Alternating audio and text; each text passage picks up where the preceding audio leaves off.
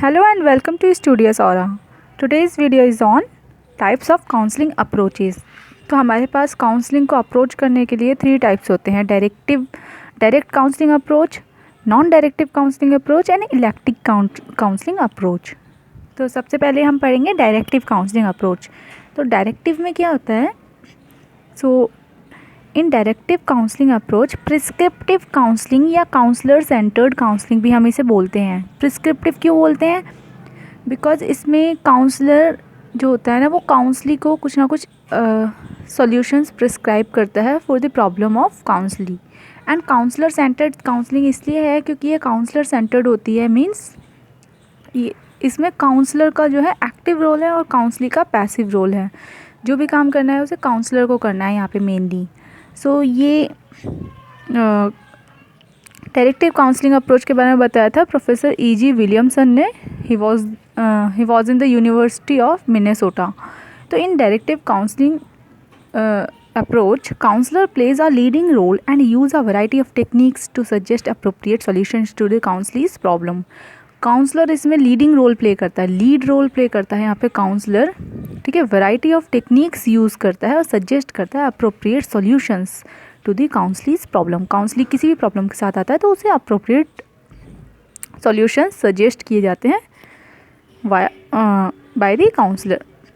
It is also called authoritarian या psycho analytic approach. Psycho analytic approach इसलिए कहते हैं क्योंकि काउंसलर क्या करेगा, सबसे पहले एनालाइज करेगा, अब डेटा कलेक्ट करेगा, देन एनालाइज करेगा पेशेंट की, क्लाइंट की सारी कंडीशन, उसकी प्रॉब्लम क्या है, उसके बाद वो उसे सजेस्ट करेगा अप्रोप्रिएट सॉल्यूशंस।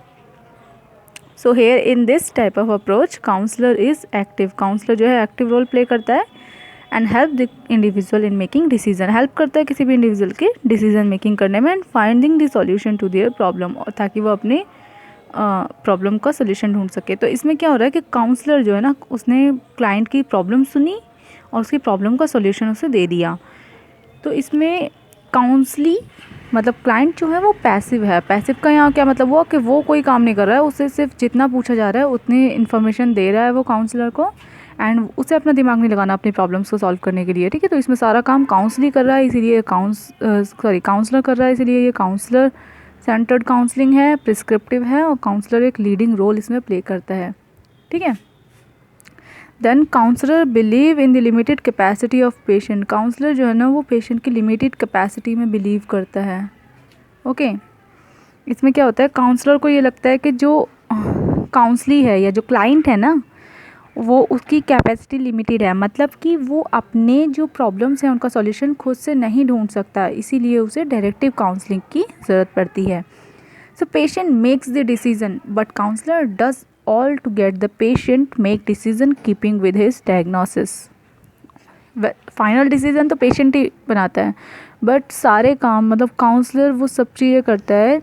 काउंसलर क्या करता है, उसे सजेस्ट करके देता है, उसे बताता है कि तुम्हारी प्रॉब्लम के ये अप्रोप्रिएट सॉल्यूशंस हैं, अल्टरनेटिव्स हैं, आपको इनमें से कोई एक चूज़ करना है, ठीक है।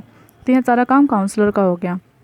Then counsellor tries to direct the patients thinking by informing, explaining, interpreting and advising.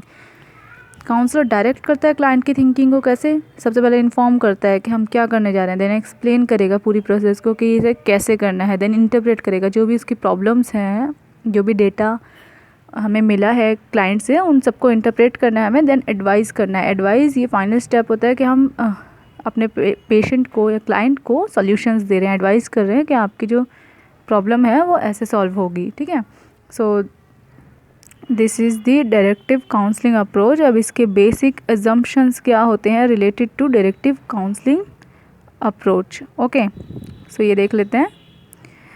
So basic assumptions क्या हैं? और नीड बेस्ड अप्रोच, ये नीड बेस्ड अप्रोच है।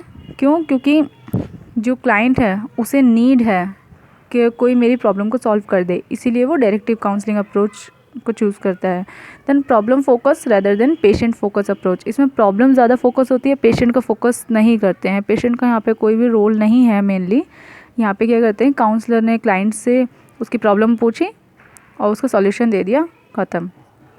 Then used for patients incapable of solving their problems. उन patient के लिए, उन clients के लिए ज़्यादा यूज़ होता है जो अपने प्रॉब्लम्स को खुद से सॉल्व नहीं कर सकते हैं, ठीक है। क्योंकि अब ऐसा तो नहीं है कि अगर हम अपनी प्रॉब्लम्स को खुद से सॉल्व कर सकते हैं तो फिर वो क्लाइंट काउंसलर के पास आया ही क्यों है। हर टाइप की प्रॉब्लम में, हर टाइप की अप्रोच में ऐसा हो सकता है कि पेशेंट अपनी प्रॉब्लम को खुद से सॉल्व ना कर पाए, बट इस अप्रोच में क्या होता है, हम उन पेशेंट्स के साथ ये अप्रोच यूज़ करते हैं जो अपनी प्रॉब्लम को सोल्यूशन बिल्कुल ही नहीं निकाल सकते हैं। लाइक अगर उन्हें अल्टरनेटिव्स भी दे दिए जाए ना, तो वो उनमें से भी चूज़ नहीं कर सकते कि मुझे ये वाला सॉल्यूशन यूज़ करना चाहिए। तो इसमें डायरेक्ट एडवाइस ही करनी पड़ती है हमें, ठीक है। Then take a competent counsellor. इसमें कॉम्पिटेंट काउंसलर होना चाहिए, मतलब क्वालिटी अच्छी होनी चाहिए काउंसलर की। क्वालिटी ऑफ गुड काउंसलर मैंने आपको लास्ट वीडियोज़ में बताया था काउंसलर वाली में, तो अगर आपने अभी वो वीडियो नहीं देखी है तो मैंने लिंक उसका डिस्क्रिप्शन बॉक्स में दिया है, आप वहाँ से जाके देख सकते हैं। And making the best possible use of counselee's intellectual abilities and resources. Counselee मतलब जो क्लाइंट है हमारा, उसकी जितनी भी इंटेलेक्चुअल एबिलिटीज़ और जितने भी उसके पास रिसोर्सेज हैं, उन सबका हमें यूज़ करना है। अगर काउंसली इतनी उसके अंदर एबिलिटीज़ हैं कि हाँ, वो अगर हम कुछ अल्टरनेटिव्स, कुछ ऑप्शंस उसे दे दें तो वो उसमें से तो चूज़ कर ही सकता है कि कौन सा ज़्यादा बेस्ट ऑप्शन है, तो हम उसके सामने अल्टरनेटिव्स रखेंगे। अदरवाइज़ अगर हमें पता है कि उसके अंदर इतनी भी इंटेलेक्चुअल एबिलिटी नहीं है कि वो चूज़ कर पाए, तो हम उसे डायरेक्टली सोल्यूशन देंगे। ओके, सो ये होता है हमारे डायरेक्टिव काउंसलिंग अप्रोच में, ठीक है। नाउ स्टेप्स क्या होते हैं इसके? सो स्टेप्स हैं, सबसे पहले इन्फॉर्मेशन गैदरिंग। डेटा कलेक्शन करेंगे, हम इन्फॉर्मेशन लेंगे पेशेंट के बारे में कि उनकी प्रॉब्लम क्या है, कब से हो रहा है, ड्यूरेशन क्या है, ठीक है, किस बात को लेके उन्हें स्ट्रेस है या कोई भी प्रॉब्लम है, जिस प्रॉब्लम की वजह से वो काउंसलिंग के लिए आया है, ठीक है। Then synthesis. अब हम क्या करेंगे, हमें इन्फॉर्मेशन तो हमने सारी गैदर कर ली, अब बहुत सारी हमने अलग अलग एस्पेक्ट्स में इंफॉर्मेशन गैदर की है, तो उन सबको एक साथ लेके सिंथेसाइज़ करना है, ठीक है। सिंथेसाइज़ करने के बाद हमें एक डायग्नोसिस देनी है, क्योंकि जब तक हम किसी को डायग्नोसिस नहीं देंगे तो हम इंटरवेंशन नहीं कर पाएंगे। सो हमें एक डायग्नोसिस देना होगा। देन डायग्नोसिस के बाद जब हम इंटरवेंट करेंगे तो प्रोग्नोसिस होगा, ठीक है। उसके बाद प्रोग्नोसिस मतलब कि बेटरमेंट होता है किसी भी डायग्नोस में, ठीक है। देन हम काउंसलिंग करेंगे उस क्लाइंट की। देन फॉलोअप सेशंस को शेड्यूल करके रखेंगे, ठीक है। तो these are the 6 steps of directive counselling approach. Okay, now let's talk about the advantages of directive counselling approach. हम एडवांटेजेस देख लेते हैं डायरेक्टिव काउंसलिंग अप्रोच की क्या है। तो दिस अप्रोच सेव्स टाइम। ये जो अप्रोच है ये टाइम सेव करती है, ठीक है। टाइम सेविंग अप्रोच है ये, बिकॉज हमें काउंसलिंग के ऊपर कुछ नहीं छोड़ना पड़ रहा है। काउंसलर ने अपनी प्रॉब्लम बताई, काउंसलर ने जो है उसका सोल्यूशन निकाल के उसे दे दिया, ठीक है, एडवाइस कर दिया सोल्यूशन। सो ये टाइम सेविंग है। Okay, it emphasises on problem not the individual. ये प्रॉब्लम को एम्फेसाइज करता है, ठीक है। प्रॉब्लम फोकस्ड है, इंडिविजुअल फोकस नहीं है, पेशेंट फोकस नहीं है ये। Then counsellor can see the patient more objectively than the patient himself. Patient अपने आप को जितना ऑब्जेक्टिव समझ रहा है ना, कि मतलब यहाँ पे मुझे फोकस नहीं किया जा रहा, मेरी प्रॉब्लम ज़्यादा फोकस्ड है, उससे ज़्यादा काउंसलर को लगता है कि पेशेंट ऑब्जेक्टिवली ले रहा है, मतलब काउंसलर, ठीक है, क्योंकि ये प्रॉब्लम फोकस्ड ज़्यादा है ये approach. Then more intellectual than emotional aspect of individual's personality. ये ज़्यादा इंटेलेक्चुअल होती है, इमोशनल एस्पेक्ट नहीं है इसमें, ठीक है। इंटेलेक्चुअल एस्पेक्ट ज़्यादा है, क्योंकि इमोशनल एस्पेक्ट तो जब होता है ना, जब हमारा जो क्लाइंट है, जो पेशेंट है, वो इसमें इन्वॉल्व होता। बट जब पेशेंट सेंटर्ड ही नहीं है, ये पेशेंट इन्वॉल्व ही नहीं है इसमें ज़्यादा, तो इमोशनल एस्पेक्ट इसमें होगा नहीं। तो इसमें इंटेलेक्चुअल एस्पेक्ट ज़्यादा है, क्योंकि जो भी काम करना है काउंसलर को करना है, सॉल्यूशंस काउंसलर को निकालने हैं, ठीक है। Then methods used are direct and explanatory. अब डायरेक्टिव काउंसलिंग अप्रोच है तो मेथड्स जो भी यूज़ हो रहे हैं वो डायरेक्ट है और एक्सप्लेनेटरी है, मतलब एक्सप्लेन कर रहा है वो, सिर्फ लाइक होता है ना एक कि हम लेक्चर दिए चले जा रहे हैं और कोई सुनता जा रहा है, तो हम जो कहेंगे सिर्फ वही उसे करना है, इसके अलावा कुछ नहीं, अपना दिमाग लगाना नहीं है। तो this type of counselling is directive counselling approach. Then अब अगर किसी भी चीज़ की कोई एडवांटेजेस होती हैं तो लिमिटेशंस भी होती हैं। तो लिमिटेशंस क्या है डायरेक्टिव काउंसलिंग अप्रोच की? That patient doesn't gain any liability for self analysis और solve new problems by adjustment by counselling. अब पेशेंट को कोई भी लायबिलिटी नहीं मिल रही है सेल्फ एनालिसिस की, वो सेल्फ एनालिसिस कर ही नहीं पा रहा, अपनी प्रॉब्लम तक को वो एनालिसिस नहीं करवा रहा, और इवन वो अपनी प्रॉब्लम को खुद से सॉल्व भी नहीं कर पाएगा, ठीक है। तो make the counsellor over dependent on counsellor. जो भी क्लाइंट है, जो भी काउंसली है, वो ओवर डिपेंडेंट हो जाएगा काउंसलर के ऊपर, क्योंकि उसे लगेगा कि मेरी कोई भी प्रॉब्लम है, कोई बात नहीं, प्रॉब्लम हो रही है, इट्स ओके, काउंसलर सॉल्व करेगा, उसे अपना दिमाग लगाना ही नहीं है, तो वो ओवर डिपेंडेंट हो जाएगा काउंसलर पे। Then problem regarding emotional maladjustment may be better solved by non directive approach. अब जैसे कि मैंने आपको बताया था कि ये इंटेलेक्चुअल लेवल पे ज़्यादा वर्क करता है, इमोशनल लेवल पे वर्क नहीं करता है डायरेक्टिव काउंसलिंग अप्रोच। तो अगर कोई भी इमोशनल माल एडजस्टमेंट की प्रॉब्लम होती है तो वो नॉन डायरेक्टिव से ज़्यादा बेटर सॉल्व हो पाएगी, लेकिन डायरेक्टिव से नहीं हो पाएगी। Okay, then sometimes counsellor mislead the counsellee due to lack of information regarding counsellee.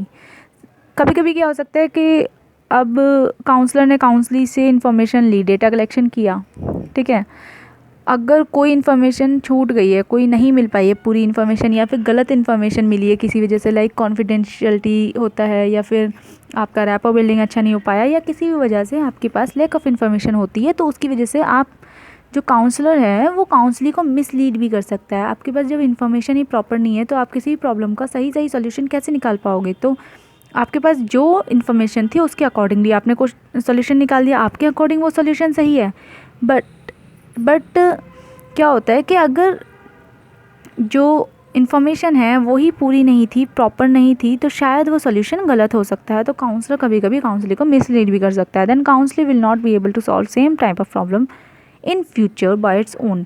अगर सेम टाइप ऑफ प्रॉब्लम दोबारा होती है ना किसी भी काउंसलर को फ्यूचर में, तो वो अपनी प्रॉब्लम को सॉल्व नहीं कर पाएगा, क्योंकि वो ओवर डिपेंडेंट है काउंसलर के ऊपर, ठीक है, क्योंकि उसने अपना दिमाग यहाँ नहीं लगाया, उसे पका पकाया सॉल्यूशन मिल गया, ठीक है, तो अब वो फ्यूचर में भी सेम टाइप ऑफ प्रॉब्लम को सॉल्व नहीं कर पाएगा खुद से।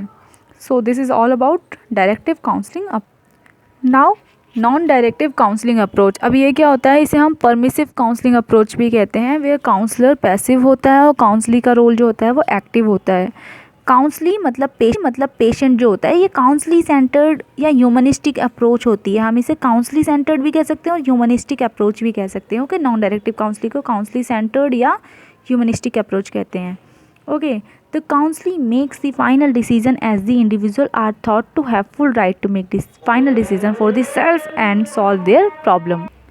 तो इसमें काउंसली जो है वो फाइनल डिसीजन मेकिंग करता है, क्योंकि हर एक इंडिविजुअल को फुल राइट होता है कि वो अपने डिसीजंस खुद से ले सके, ठीक है। तो इसमें हम क्या करते हैं कि काउंसलर क्या करेगा, कुछ सॉल्यूशंस निकाल के देगा काउंसली को, उसके सामने ऑप्शंस रखेगा और काउंसली को फाइनल डिसीजन मेकिंग करना होगा, ठीक है। तो counsellor has to accept the capacity of counselee to make the adjustment and adapt.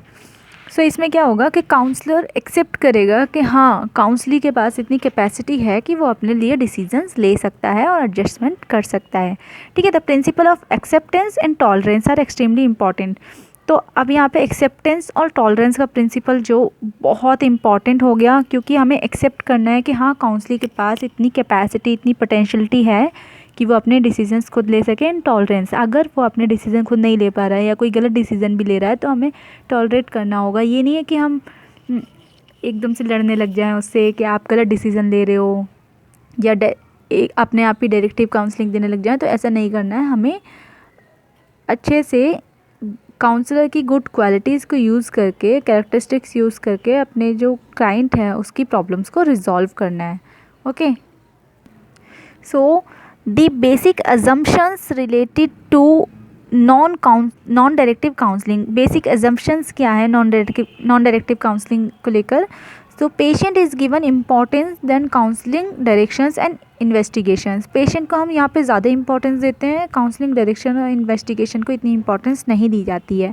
तो जैसे हमने देखा था अभी कि डायरेक्टिव काउंसलिंग जो थी वो पेशेंट सेंटर्ड नहीं बल्कि प्रॉब्लम सेंटर्ड थी, तो नॉन डायरेक्टिव क्या है, ये पेशेंट सेंटर्ड है, पेशेंट को इंपॉर्टेंस दे रहे हैं, प्रॉब्लम सेंटर्ड नहीं है, ठीक है। देन इसमें क्या होता है, emotional aspect more significant then intellectual. ये ज़्यादा इमोशनल आस्पेक्ट से चलता है, इमोशनल आस्पेक्ट ज़्यादा सिग्निफिकेंट होते हैं, इंटेलेक्चुअल आस्पेक्ट इतने सिग्निफिकेंट नहीं है। Okay, then patient self understanding is more important. Patient की सेल्फ अंडरस्टैंडिंग कितनी है ये ज़्यादा इंपॉर्टेंस रखता है यहाँ पे, क्योंकि फाइनल डिसीजन जो है वो पेशेंट को ही लेना है। Okay, it allows patient to make voluntarily choice and select options. वही कि फाइनल डिसीजन पेशेंट को लेना है, तो ये अलाउ करता है कि पेशेंट जो है वॉलंटरली चॉइस कर सके या सिलेक्ट कर सके अपने एक्शंस को, कि उसे क्या एक्शंस करने हैं regarding the problem. Then steps क्या होते हैं इस काउंसलिंग अप्रोच के? So defining the problem situation, सबसे पहले जो भी प्रॉब्लम सिचुएशन है उसे डिफाइन करेंगे हम। उसके बाद counsellee given freedom to express his और हर फीलिंग्स, काउंसली को हम पूरी फ्रीडम देंगे कि वो अपनी फीलिंग्स को एक्सप्रेस करे, अपने जो भी, क्योंकि इमोशनल एस्पेक्ट पर वर्क करता है तो इसमें जो भी उसकी फीलिंग्स हैं उसे एक्सप्रेस करे, ठीक है, इमोशनल एस्पेक्ट है इसमें। देन आइडेंटिफाई काउंसलीज फीलिंग्स, फिर हम आइडेंटिफाई करेंगे काउंसलिंग की फीलिंग्स को, उसके एक्सपीरियंसेस को। Then make counsellor to take self decision by action regarding, ठीक है। फिर हम काउंसलर को कहेंगे कि वो अपने डिसीजंस खुद से ले, मतलब हम उसे कुछ अल्टरनेटिव ऑप्शंस प्रोवाइड कर सकते हैं। देन वो अपने जो डिसीजन है वो सेल्फ डिसीजन मेकिंग करेगा, ठीक है। Then termination of counselling, counselling यहाँ पे टर्मिनेट हो जाएगी। अब टर्मिनेशन के बाद आप फॉलोअप भी कर सकते हो, ना भी करो तो इट्स ओके, क्योंकि ये इमोशनल एस्पेक्ट्स की प्रॉब्लम के लिए था, सॉल्व हो गई, then it's okay. So now अब इस काउंसलिंग अप्रोच की भी कुछ एडवांटेजेस होंगी एंड कुछ लिमिटेशंस भी होंगी, तो अब हम वो देख लेते हैं। सो फर्स्ट एडवांटेजेस क्या है इसकी, कि ये स्लो प्रोसेस है। जब यहाँ पे अब ये काउंसली सेंटर्ड है, हमें पेशेंट से बोलना है कि वो अपने डिसीजंस खुद से लेगा एंड में, तो ऑब्वियसली उसने काउंसलिंग के बारे में कुछ पढ़ा नहीं है। अगर उसे इतना पता होता तो वो अपनी प्रॉब्लम को खुद से सॉल्व कर लेता, बट उससे काउंसलिंग की नीड हुई इसीलिए क्योंकि वो अभी इतना एबल नहीं है कि वो अपनी पूरी प्रॉब्लम खुद से सॉल्व कर ले। तो ऑब्वियसली कि उसे लास्ट में टाइम लगेगा, जब हम उसे डिसीजन मेकिंग करने के लिए कहेंगे तो उसे टाइम लगेगा और हमें टाइम देना भी होता है, तो ये स्लो प्रोसेस है। उसके बाद counsellor is capable to take own decisions in future, अपने डिसीजन खुद से ले सकता है अब काउंसलर फ्यूचर में, क्योंकि इस बार जो उसने अपने डिसीजंस लिए थे खुद से लिए थे, तो फ्यूचर में वो कैपेबल होगा कि वो अपने डिसीजंस खुद से ले सके। Then remove emotional block, emotional block जो है ना वो रिमूव हो जाते हैं यहाँ पे, मतलब रिड्यूस करते हैं हम स्ट्रेस को, क्योंकि ये इमोशनल लेवल पे वर्क करता है तो स्ट्रेस ऑब्वियसली रिड्यूस होगा, ठीक है। देन लिमिटेशंस क्या है, स्लो है, टाइम कंज्यूमिंग प्रोसेस है, मतलब एक ही पेशेंट के साथ बहुत ज़्यादा टाइम कंज्यूम होगा, ठीक है। अब जो भी प्रॉब्लम है उसे सॉल्व करने में बहुत ज़्यादा टाइम लगेगा, तो ये एक लिमिटेशन हो सकती है। One can not rely upon one's resources judgement and wisdom as the patient is immature in making decision by himself. जो मैंने अभी कहा था कि अगर पेशेंट काउंसलिंग के लिए आया है तो ऑब्वियसली वो अपने डिसीजन खुद से तो ले नहीं सकता, अदरवाइज़ वो आता ही नहीं। सो काउंसलर जो है ना वो रिलाई नहीं कर सकता है कि काउंसलर का जजमेंट कैसा है, विजडम कैसी है, कि वो अपना डिसीज़न कैसे खुद से ले सकता है, नहीं, ठीक है, तो इस पर रिलाई नहीं कर सकते, तो ये एक लिमिटेशन हो सकती है इसकी। Then depends on the capability of patient to make decision, वही पेशेंट की एबिलिटी पे डिपेंड करता है कि वो कैसा डिसीज़न लेता है, ठीक है, कितना क्वालिटी वाला डिसीज़न लेता है या नहीं। Then require high degree of motivation in patient के अंदर हाई डिग्री ऑफ मोटिवेशन चाहिए। कुछ पेशेंट ऐसे होते हैं जैसे कि कोई डिप्रेशन का पेशेंट है, लाइक कोई भी इमोशनल प्रॉब्लम है, कोई जैसे डाइवोर्स हो रहा है, ठीक है, तो उसके लिए काउंसलिंग चाहिए उन्हें। तो अब अगर पेशेंट के अंदर मोटिवेशन ही नहीं है तो वो अपने डिसीज़न फाइनली ले ही नहीं सकता ना, वो बार बार कंफ्यूज रहेगा कि मैं क्या फ़ाइनल डिसीज़न चूज़ करूँ, क्या ये सही रहेगा या नहीं, ठीक है। तो हाई डिग्री ऑफ मोटिवेशन चाहिए हमें पेशेंट के अंदर। सो this is all about non directive counselling approach. Now electric counselling approach, electric के नाम से ही पता चल रहा है, इलेक्टिक का मतलब होता है कि इलेक्टिव है नेचर में, मतलब हम इलेक्ट कर सकते हैं कि हमें डायरेक्टिव काउंसलिंग देनी है या नॉन डायरेक्टिव देनी है, ठीक है। तो based on the fact that all individuals are different from each other, ये इस फैक्ट पे बेस्ड होता है कि सारे जो इंडिविजुअल हैं वो एक दूसरे से डिफरेंट होते हैं। ऑब्वियसली इंडिविजुअल सारे एक दूसरे से डिफरेंट होते हैं, उनकी प्रॉब्लम्स भी एक दूसरे से डिफरेंट होती हैं, तो हम इलेक्ट कर सकते हैं कि हमें कौन से टाइप की काउंसलिंग अप्रोच देनी है। This is based on selecting the best and living out what is least required. हम क्या करते हैं इलेक्टिव काउंसलिंग में, हम बेस्ट को सिलेक्ट करते हैं और जो लीस्ट रिक्वायर्ड है उसे छोड़ देते हैं। तो इसमें ये भी हो सकता है कि हमें काउंसलिंग कर रहे हैं, काउंसलिंग के बीच में हमें पता चलता है कि नहीं, अब हमें अब पेशेंट जो है अपने डिसीज़न नहीं ले पा रहा है या उसकी इंटेलेक्चुअल एबिलिटीज़ इतनी अच्छी नहीं है, तो हम नॉन डायरेक्टिव से डायरेक्टिव पे भी शिफ्ट कर सकते हैं, मतलब इसमें शिफ्टिंग हो सकती है बीच में, ठीक है। तो बेसिक अजम्पशंस क्या होते हैं इसके, coordination between counsellor and counsellee, counsellor और काउंसली के बीच में कोऑर्डिनेशन होना चाहिए, ठीक है, अच्छे से कोऑर्डिनेट करेंगे दोनों तभी ये काउंसलिंग अप्रोच जो है वो आगे बढ़ पाएगी। देन काउंसलर पैसिव होता है इसमें, काउंसली एक्टिव होता है स्टार्टिंग में हम नॉन डायरेक्टिव ही लेके चलते हैं इसे कि काउंसली एक्टिव है काउंसलर पैसिव है, लेकिन बाद में अगर कोई प्रॉब्लम होता है या लगता है काउंसलर को अगर लगता है कि नहीं ये अप्रोच ठीक नहीं जा रही है तो वो अप्रोच को चेंज कर सकता है। लो एक्सपेंडिचर प्रॉब्लम होता है, प्रिंसिपल है ये, लो एक्सपेंडिचर प्रिंसिपल है, मतलब इसमें जो है ना खर्चा बहुत कम होता है, लो कॉस्ट है ये। Counsellor make use of all tools methods in his armours, जितने भी टूल्स और मेथड्स हैं काउंसलर उन सबका यूज़ करता है। टूल्स और मेथड्स क्या होते हैं, वही क्वेश्चनेयर्स वगैरह जो भी डेटा कलेक्शन के या फिर प्रॉब्लम सॉल्व करने के लिए इंटेलिजेंस टेस्ट होते हैं, एप्टीट्यूड टेस्ट होता है, एटीट्यूड टेस्ट होता है, ठीक है, तो ये सारे यूज़ किए जाते हैं इसमें। Then counsellor has a freedom to give directive और नॉन डायरेक्टिव अप्रोच, मैंने बताया था अभी काउंसलर को फ्रीडम होती है कि वो कोई सी भी अप्रोच दे सकता है अगर उसे ठीक नहीं लगता बीच में। तो स्टेप्स क्या होते हैं इस काउंसलिंग के, इस्टेब्लिशिंग रैपो, सबसे पहले रैपो इस्टेब्लिश करते हैं। Then diagnosing the problem, rapport building अच्छी हो जाएगी तो उसके बाद हम क्या करेंगे, प्रॉब्लम का डेटा कलेक्ट करेंगे और डायग्नोज करेंगे उस प्रॉब्लम को। देन डायग्नोज कर लिया, एनालाइज करेंगे प्रॉब्लम को, फिर प्लान करेंगे to modify the behaviour, then counselling करके उसका फॉलोअप कर लेंगे, ठीक है। काउंसलिंग और फॉलोअप सेशन करना बहुत इंपॉर्टेंट होता है। देन अब इस काउंसलिंग अप्रोच की भी एडवांटेजेस और डिसएडवांटेजेस दोनों ही हैं, ठीक है। तो एडवांटेजेस क्या है कि ये मोर कॉस्ट इफ़ेक्टिव है, कॉस्ट इफ़ेक्टिव ज़्यादा है ये, तो ये एक एडवांटेज हो सकती है। देन प्रैक्टिकल अप्रोच है, ठीक है। देन फ्लेक्सिबल अप्रोच है, फ्लेक्सिबल मतलब कभी भी किसी में भी शिफ्ट कर सकते हैं हम, डायरेक्टिव से नॉन डायरेक्टिव, नॉन डायरेक्टिव से डायरेक्टिव, ठीक है, जैसा काउंसलर को ठीक लगे। देन कोऑर्डिनेटेड, दोनों कोऑर्डिनेट करते हैं और प्रॉब्लम सॉल्व करते हैं, तो ये एक एडवांटेज है इस काउंसलिंग अप्रोच की।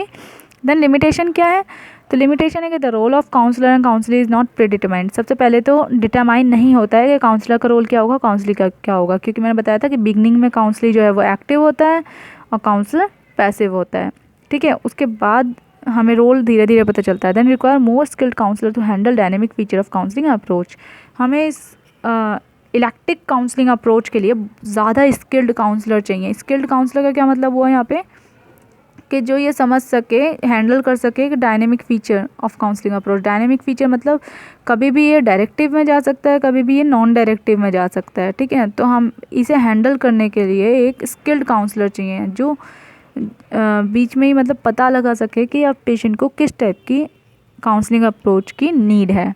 सो this is all about the types of counselling approaches. So please like and share my videos and please subscribe my channel. And अगर आपको कोई भी क्वेरी है रिलेटेड टू द वीडियोज़ तो आप कमेंट बॉक्स में लिख सकते हैं। Thank you.